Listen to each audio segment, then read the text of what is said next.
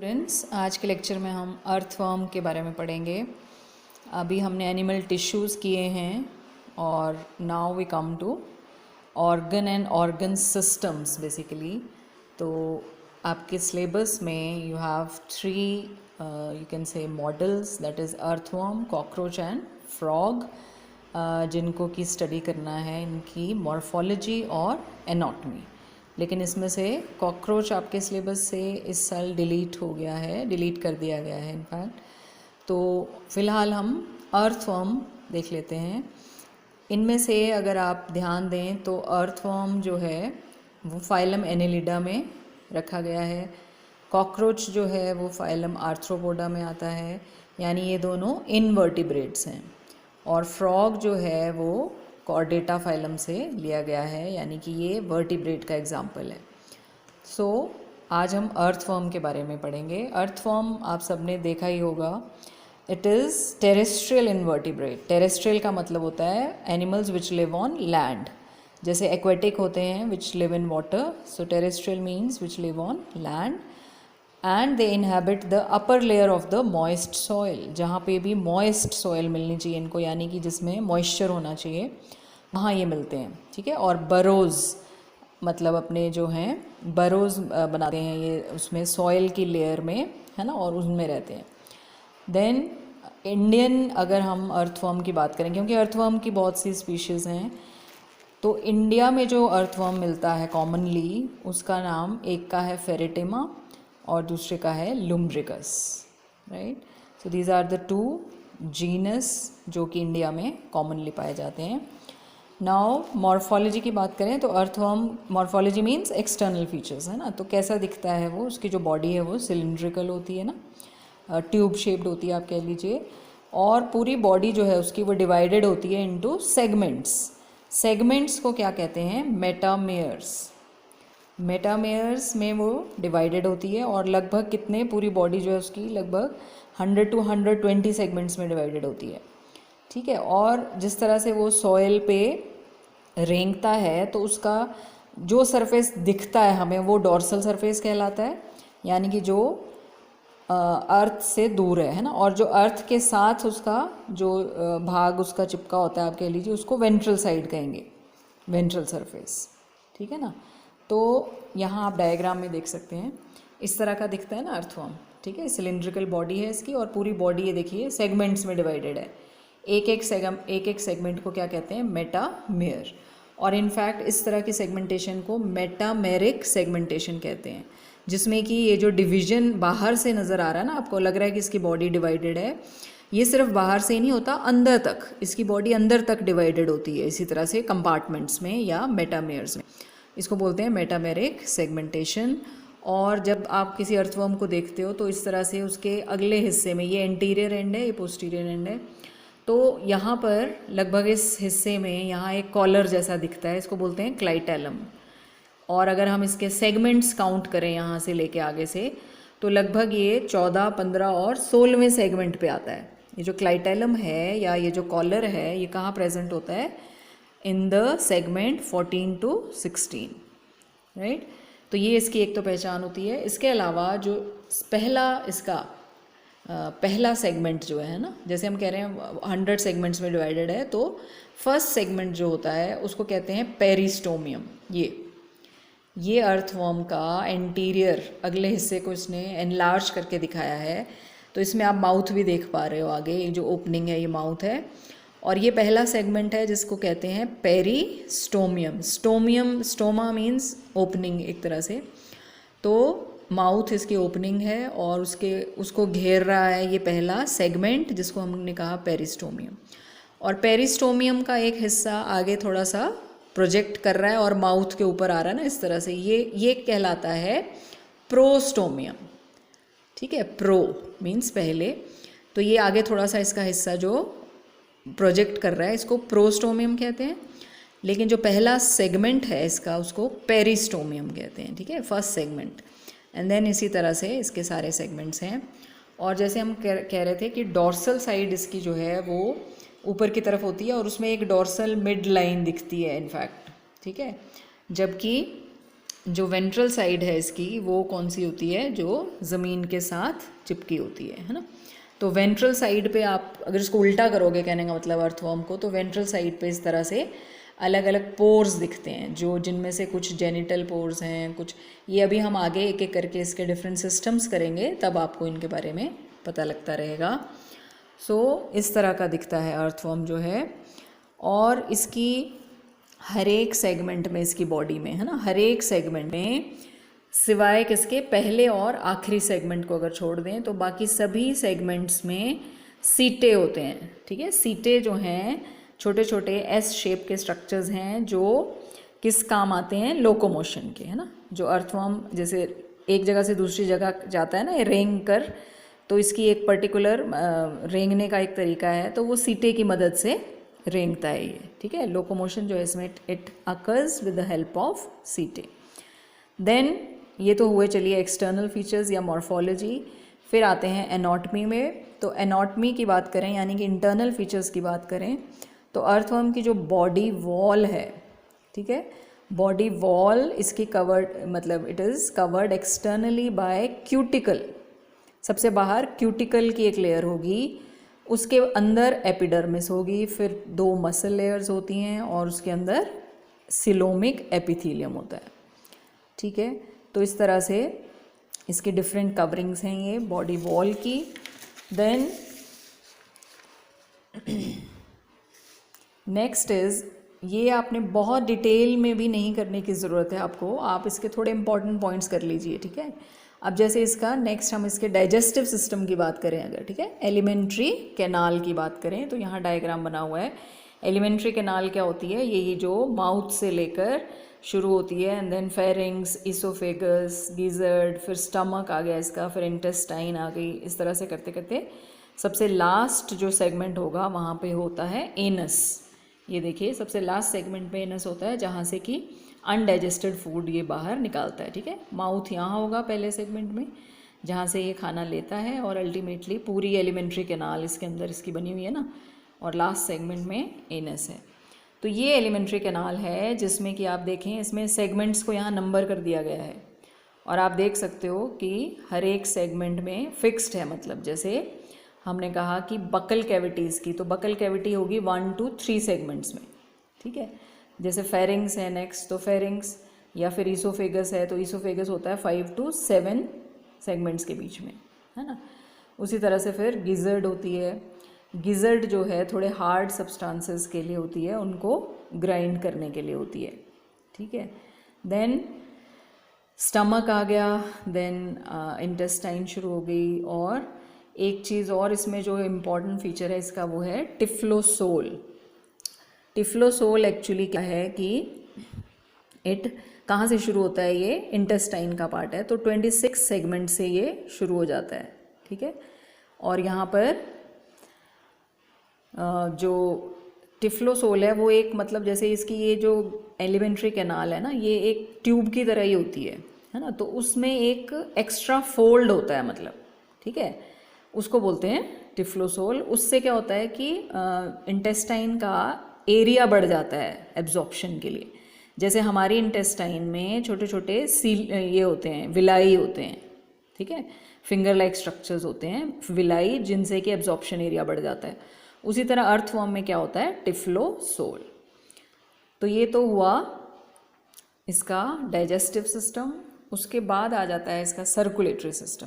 ठीक है, तो सर्कुलेटरी सिस्टम जो है अर्थवर्म में वो किस तरह का होता है, closed type. Closed type of circulatory system का मतलब है जिसमें कि ब्लड जो है वो क्लोज्ड बंद वेसल्स में फ्लो करता है, right. Proper there will be heart, there will be blood vessels. Closed का मतलब ये है, क्योंकि अभी कॉकरोच हम नहीं पढ़ेंगे, लेकिन कॉकरोच में आपको बता दें कि वहाँ पर जो ब्लड है वो खुली स्पेसेस में फ़्लो करता है। ठीक है, तो उसके कंपैरिजन में अगर आप अर्थवर्म को हम कंपेयर करें तो यहाँ पर प्रॉपर ब्लड वेसल्स हैं जो क्लोज्ड हैं, इसलिए इसको हम क्लोज्ड सर्कुलेटरी सिस्टम कहते हैं। देन 4th, 5th और 6th सेगमेंट में होते हैं ब्लड ग्लैंड्स, राइट, जो कि ब्लड प्रोड्यूस करते हैं 4th, 5th और 6th सेगमेंट में, है ना। देन अगर हम ब्रीदिंग डिवाइस की बात करें तो अर्थवॉर्म में एज सच कोई ब्रीदिंग स्पेशल डिवाइस नहीं है, जैसे कि हमारे में लंग्स है ना, तो इनमें ऐसा कुछ नहीं है। तो रेस्पिरेटरी एक्सचेंज कहाँ से करते हैं ये? डायरेक्ट बॉडी सरफेस से, यानी कि गैसेस का जो एक्सचेंज है ना, ऑक्सीजन लेना और कार्बन डाइऑक्साइड छोड़ना, वो डायरेक्ट इनका कहाँ से होता है? बॉडी सरफेस से। इसीलिए इनकी बॉडी मॉइस्ट रहती है हमेशा, और वहाँ से जो है ये गैसेस एक्सचेंज करते हैं, ठीक है। और वहाँ से जो ऑक्सीजन ली जैसे वो डायरेक्टली ब्लड स्ट्रीम में आ जाती है। तो इस तरह से इनका सर्कुलेटरी सिस्टम आपने याद रखना है कि वो क्लोज टाइप का है। और यहाँ पर आप उसका डायग्राम में भी आप इसको देख सकते हो। डायग्राम्स की चिंता नहीं करनी है आपने, थोड़े कॉम्प्लिकेटेड है ना, तो डायग्राम्स नहीं पूछे जाते हैं अक्सर। सो यहाँ पर लेकिन आप वैसे देख सकते हो कि आप यहाँ पे देखिए इसके जो हार्ट्स हैं ना, ये देखिए lateral hearts, lateral oesophageal hearts, और यहाँ पर ब्लड वेसल्स भी दिख रही हैं, है ना, जो कि क्लोज्ड हैं। सो ये तो हुई सर्कुलेटरी सिस्टम की बात। देन एक्सक्रीटरी सिस्टम, ठीक है। एक्सक्रीशन यानी कि नाइट्रोजनस वेस्ट को बॉडी से निकालना, ब्लड में से उसको फिल्टर करना, जैसे हमारी बॉडी में ये काम किडनीज करती हैं, है ना। लेकिन यहाँ क्या है, अर्थवॉर्म में इस काम के लिए क्या होते हैं? नेफ्रीडिया। बस ये आपने एक एक जो वर्ड मैं आपको जिस पे स्ट्रेस कर रही हूँ यही याद करना है। एग्ज़ाम पॉइंट ऑफ व्यू से यही पूछ सकते हैं, बाकी बहुत ज़्यादा डिटेल्स नहीं पूछी जाती कि किस सेगमेंट में क्या है। लेकिन हाँ, थोड़ा बहुत, जैसे क्लाइटेलम मैंने बताया 14 से 16वें सेगमेंट पे है, तो उतना कम से कम आपको होना चाहिए नॉलेज। अब नेफ्रीडिया की बात करें तो हमने कहा कि एक्सक्रीशन ये करते हैं, यानी ब्लड में से नाइट्रोजनस वेस्ट को ये अलग करते हैं। तो ये कहाँ होते हैं? अब नेफ्रीडिया आपको बता दें कि ये ऑलमोस्ट सभी सेगमेंट्स में होते हैं। अर्थवॉर्म के जितने भी उसके बॉडी में सेगमेंट्स हैं सब में नेफ्रीडिया मिलते हैं, ठीक है। लेकिन ये 3 तरह के हैं, that is septal nephridia, integumentary nephridia and pharyngeal nephridia, ठीक है। तो क्या फ़र्क है इनमें? देखिए, दैट इज़ अब अगेन ज़्यादा डिटेल में नहीं जाएंगे, लेकिन फेरेंजियल नेफ्रीडिया नाम ही बता रहा है कि वो कहाँ होगा? फेरिंग्स के आसपास होंगे, है ना। So they are present in 4th, 5th and 6th segment. जो फेरेंजियल नेफ्रीडिया हैं वो सिर्फ आपको कहाँ मिलेंगे? 4th, 5th और 6th सेगमेंट में, ठीक है। लेकिन जैसे इंटेगुमेंट्री जो हैं, इंटेगुमेंट्री सभी में मिलेंगे ऑलमोस्ट, है ना। तो इस तरह से, और जो सेप्टल हैं, septal nephridia, they are present on both sides of septa of segment 15 to the last that open into the intestine, है ना। तो ये भी मतलब बीच में कुछ एक हिस्से में आपको सेप्टल मिलेंगे, लेकिन इंटेगुमेंट्री जो हैं वो ऑलमोस्ट हर एक सेगमेंट में मिल जाएंगे, ठीक है।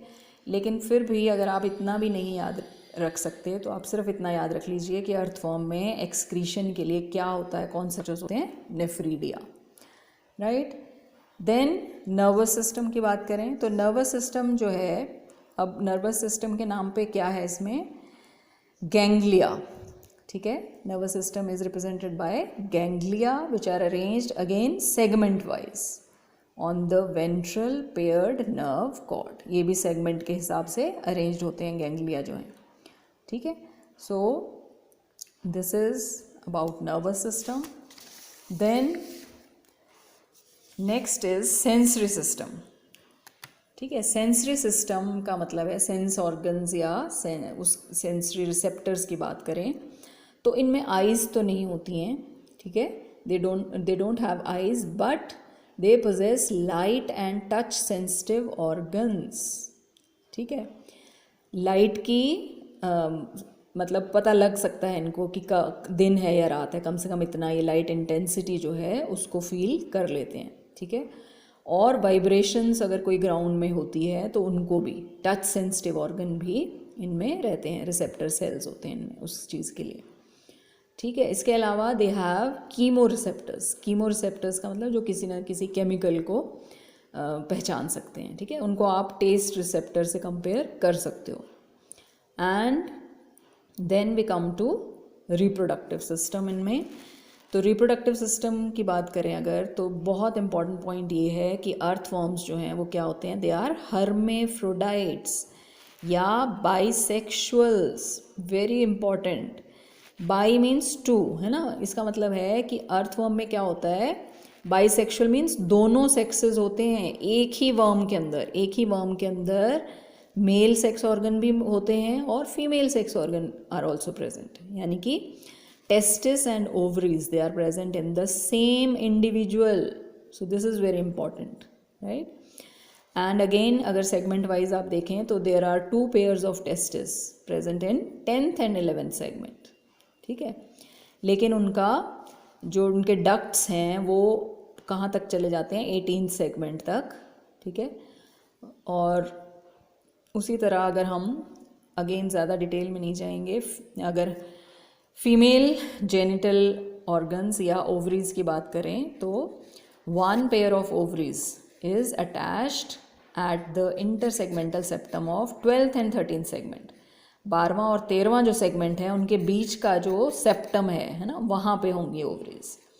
लेकिन उसकी ओपनिंग जो है वो कहाँ होती है, फीमेल जेनिटल पोर की ओपनिंग कहाँ होती है, 14वें सेगमेंट के, है ना, वेंट्रल साइड पे होंगी ये सारी ओपनिंग्स।